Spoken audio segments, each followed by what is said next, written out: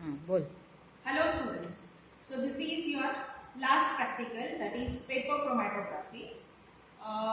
Aim of the experiment is to separate, detect and identify the components of a mixture using paper chromatography. Already in theory you have studied the paper chromatography. Chromatography is a method.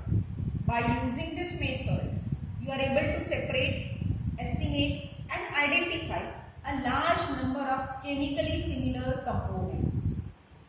Now, paper chromatography is a type of liquid-liquid chromatography in which the paper is used as a stationary phase and a liquid is used as a mobile phase. On the paper, always there are some percentage of moisture. So, on the paper, it is considered that there is a thin film of liquid is present. Hence, this chromatography is included in liquid-liquid chromatography. Now, in this experiment, very first I will tell you requirements. That is, liquor ammonia is required. 10% DMG solution, dimethyl glycosamine solution is required. Sample solution is a mixture of iron, copper and nickel is provided to you. This is your chamber, that is a separation chamber in which I have already filled the mobile phase. When you are going to fill the mobile phase, then you have to close the container with lid so that the inner atmosphere of the container will get saturated with the vapors of mobile phase. Then important requirement is a chromatographic paper. So you have to take a strip of Whatman paper number 41. On this strip, from the baseline, this is known as a baseline, from the baseline 1 centimeter above, you have to make a horizontal line with pencil and you have to make a cross mark where you have to apply the sample. So in this way the paper is prepared. Along with this, you have to tie a thread to the paper. So see, this is a thread tied to the paper so that we are easily able to put the paper in a mobile phase container. Now next step is you have to apply the sample by using a capillary tube. See, I am going to apply the sample by using capillary tube.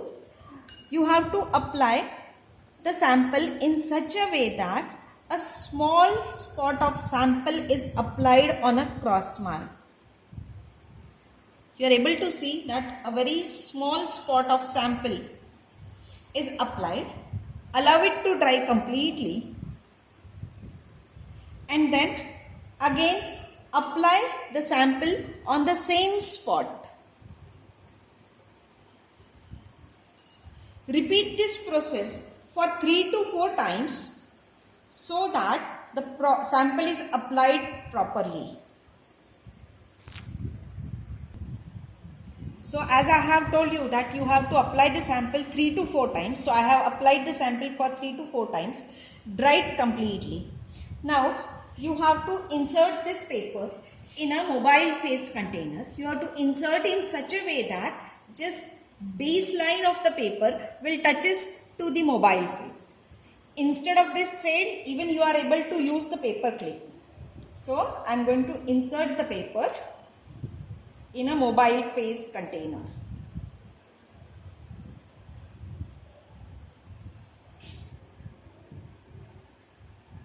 And then again put a lid on a container.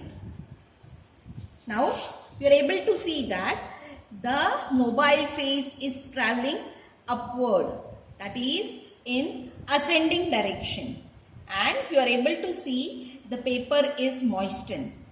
So you have to continue this process till mobile phase covers the maximum distance. Maximum means just you have to put the distance till your mobile phase travel till just below the thread. So you are able to see mobile phase has traveled near about half of the distance. Just continue it and you have to stop or you have to remove the paper from the mobile phase container when it travels the maximum distance. Now you are able to see that the spot is moving and the mobile phase also travel a distance more than half. So this we have to continue up to the maximum distance. Now you can see that the mobile phase has traveled the maximum distance, that is solvent travel maximum distance. Even you are able to see the brownish yellow brown color spot in this. Now I am going to remove the paper from the mobile phase container.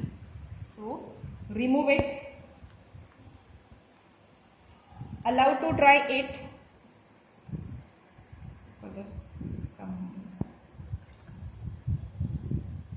Continue. Stop. Continue.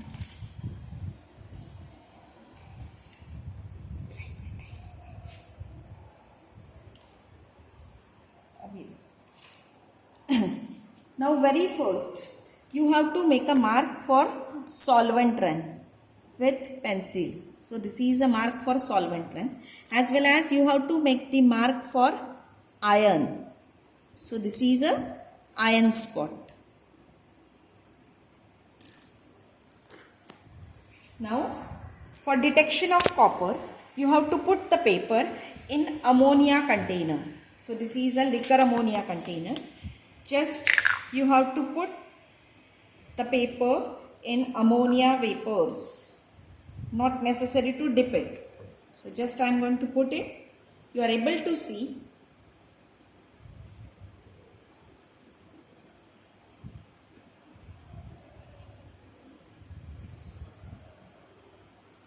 And remove it. You are able to see the blue color spot, which is same on Fe.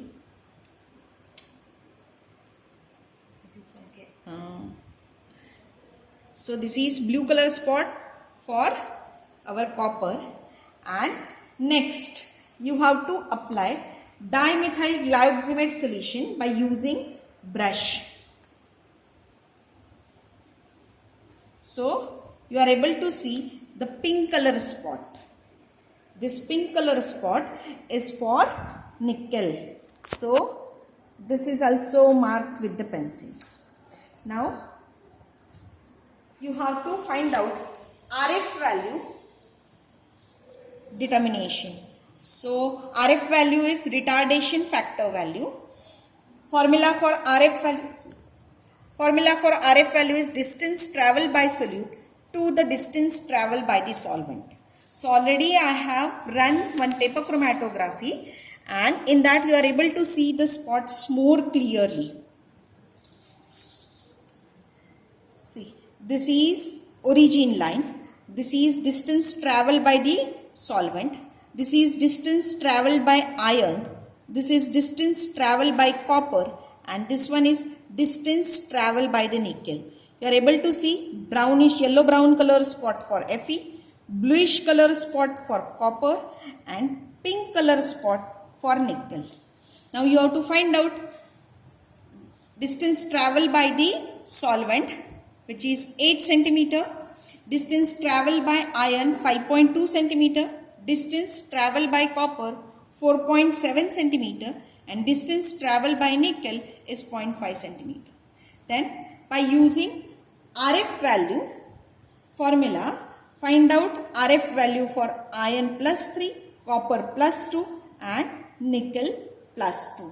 So everything is determined. You are able to see this. Okay. So in this distance, this is origin line.